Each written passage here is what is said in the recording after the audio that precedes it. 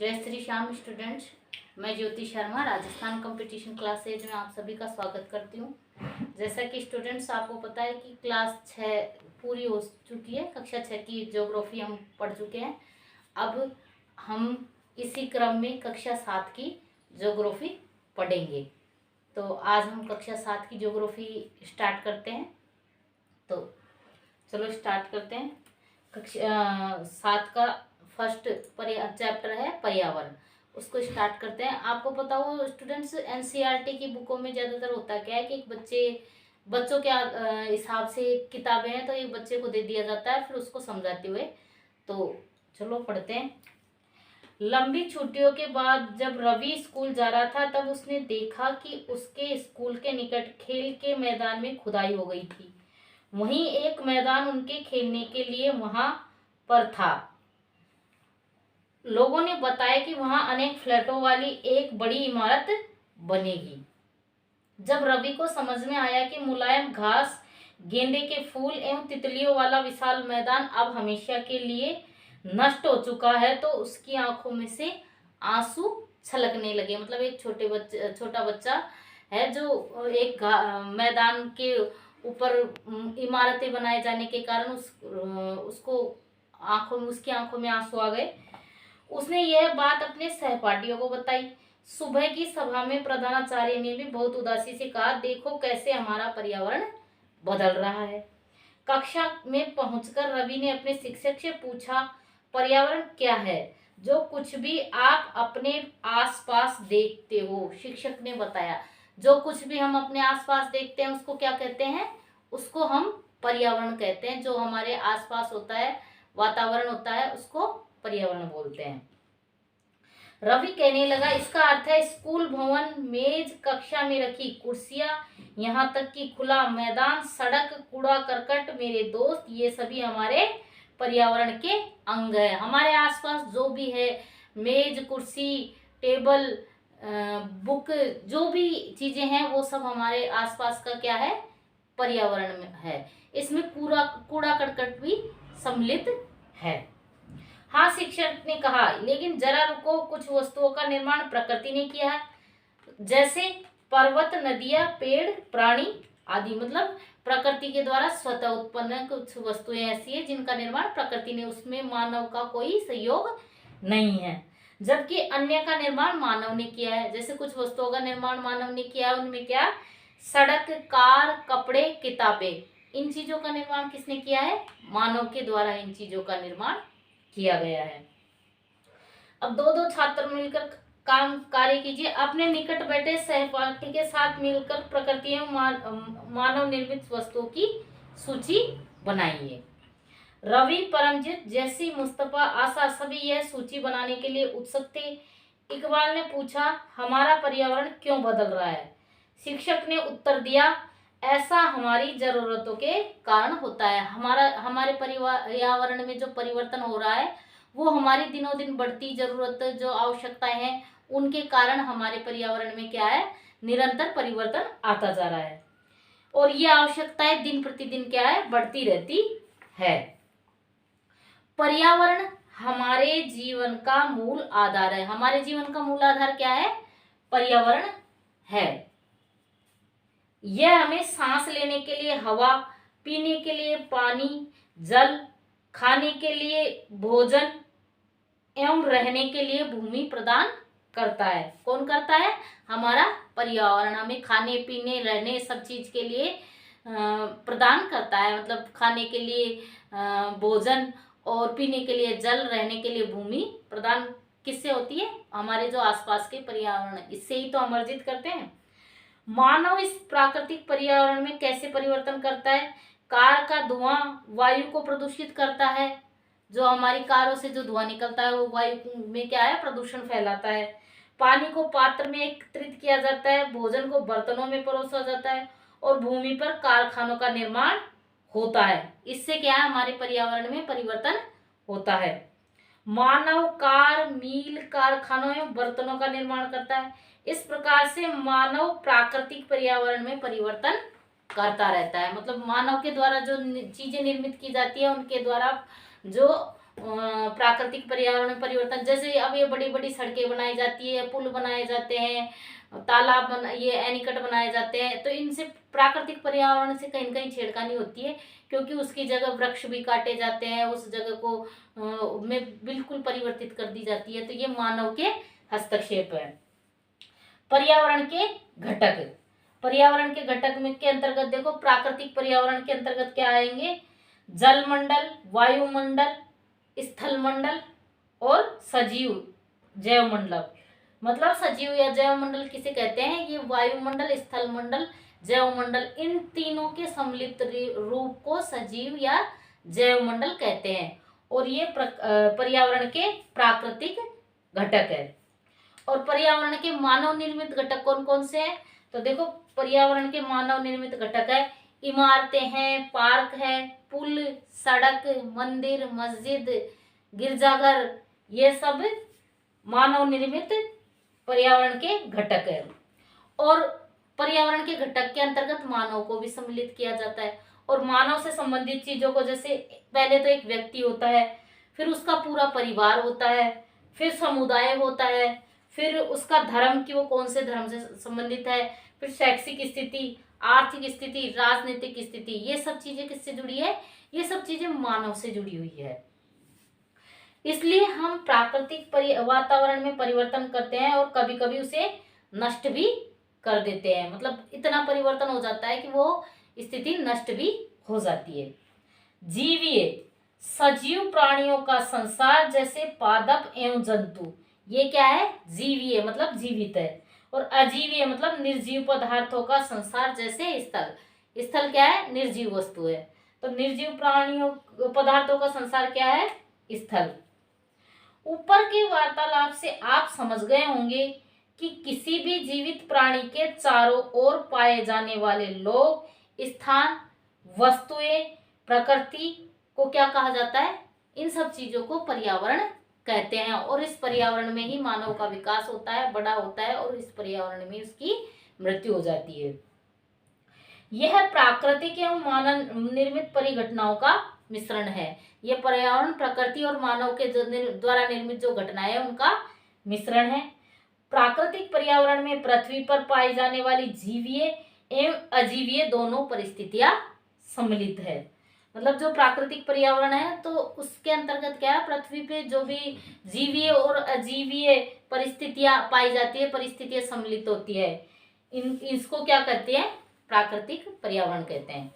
जबकि मानवीय पर्यावरण में मानव की परस्पर क्रियाएं, मानव जो क्रियाएं करते हैं उसकी उनकी गतिविधियां एवं उनके क्रियाकलाप, उनके द्वारा बनाई गई रचनाएं, जैसे जो भी निर्माण करता है, सड़क, पुल, इमारतें आदि, तो ये सब कौन से? मानव निर्मित पर्यावरण है या मानवीय पर्यावरण है।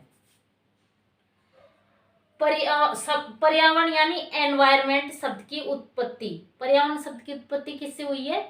तो पर्यावरण शब्द की उत्पत्ति फ्रेंच शब्द एनवायरोनेर या एनवायरोनेर से हुई है, जिसका अर्थ होता है पड़ोस।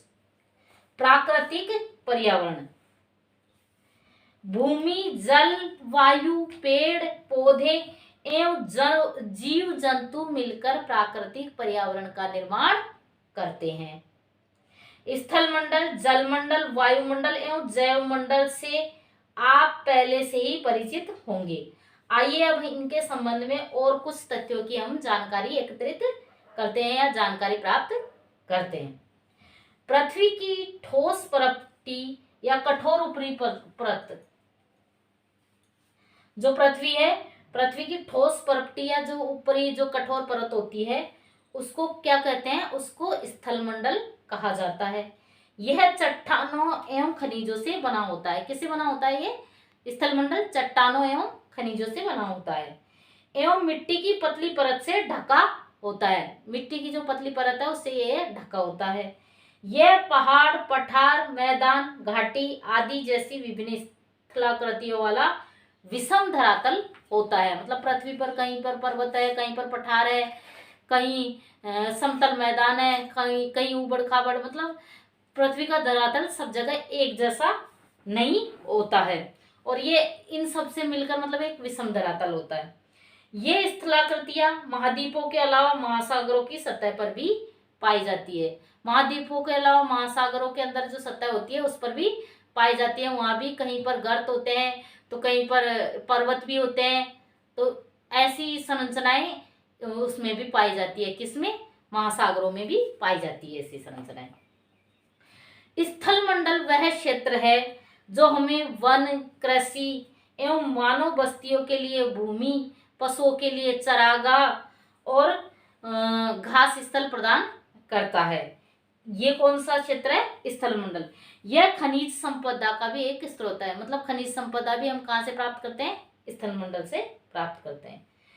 जल के क्षेत्र को जल मंडल कहते हैं।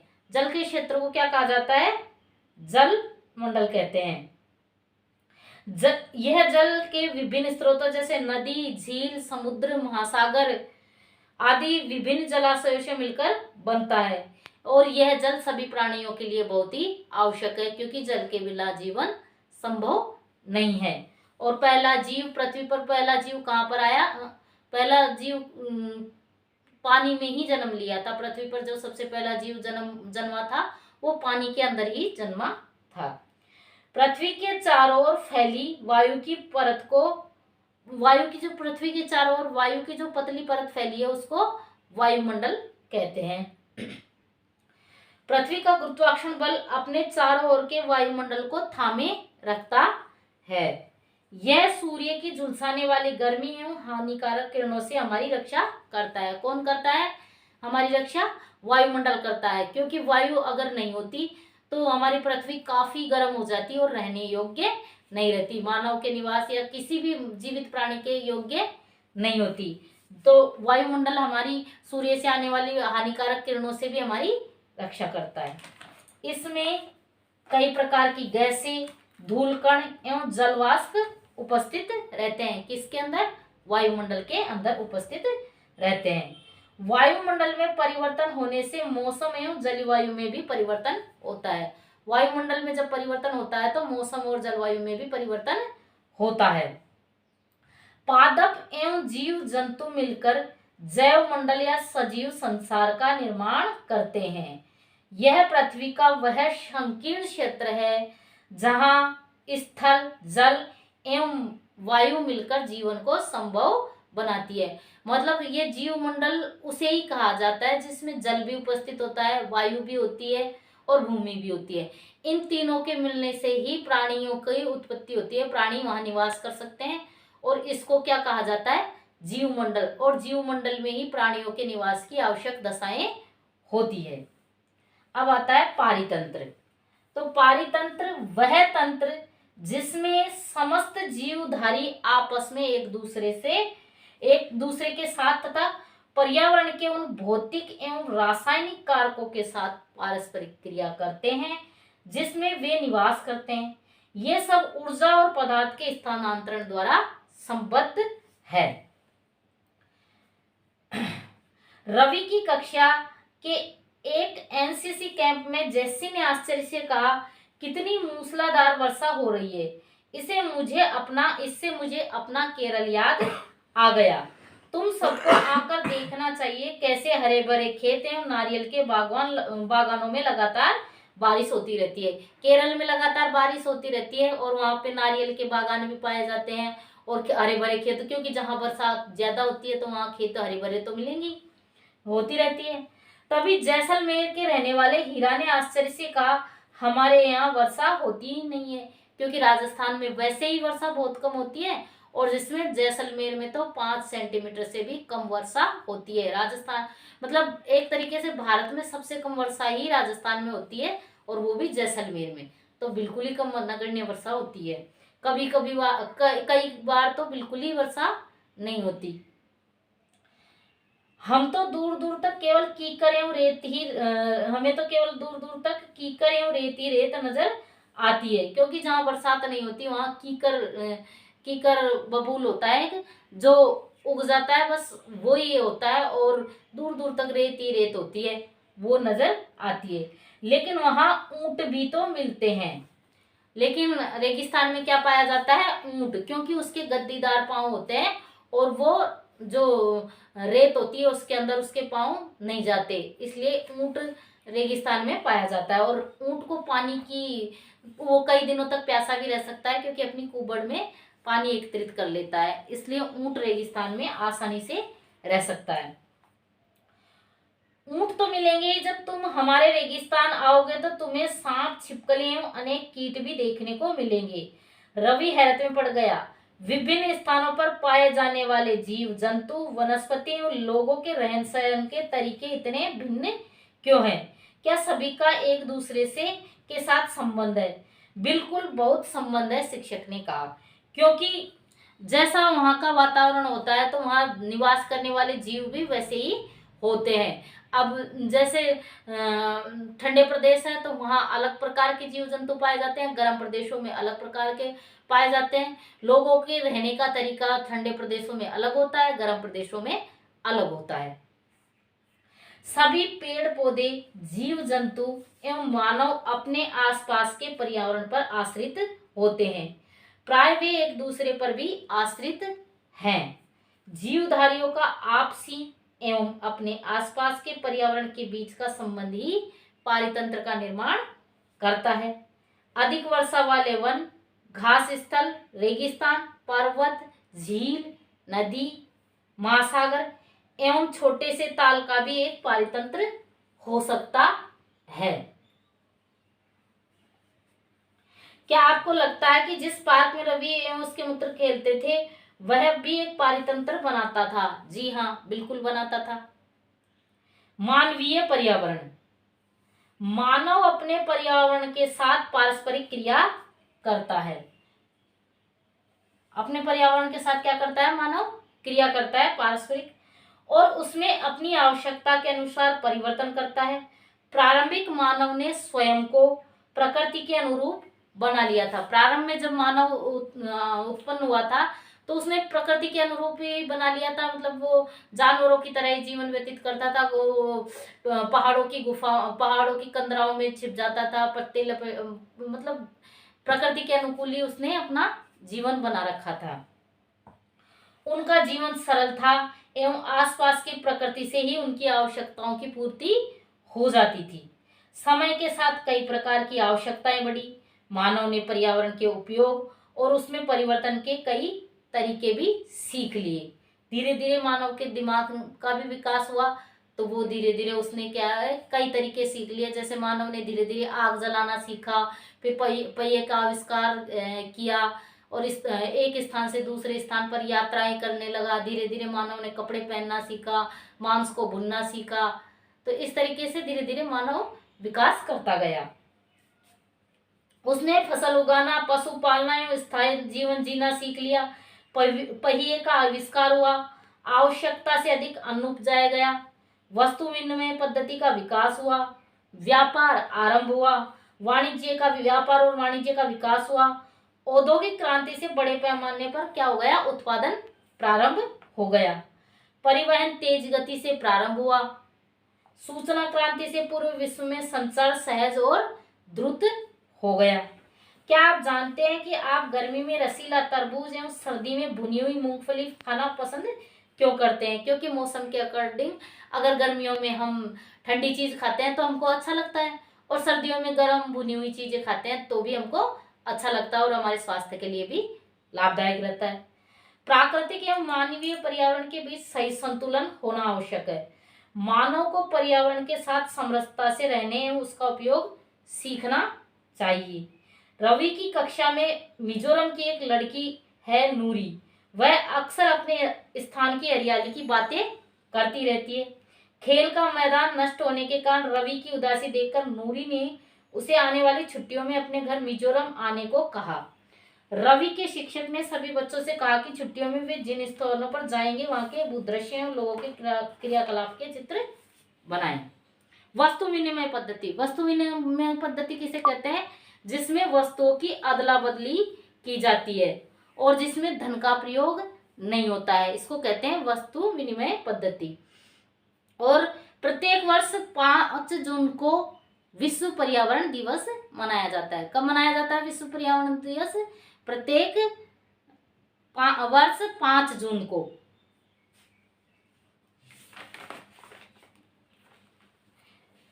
इनमें से कौन सा प्राकृतिक पारितंत्र नहीं है?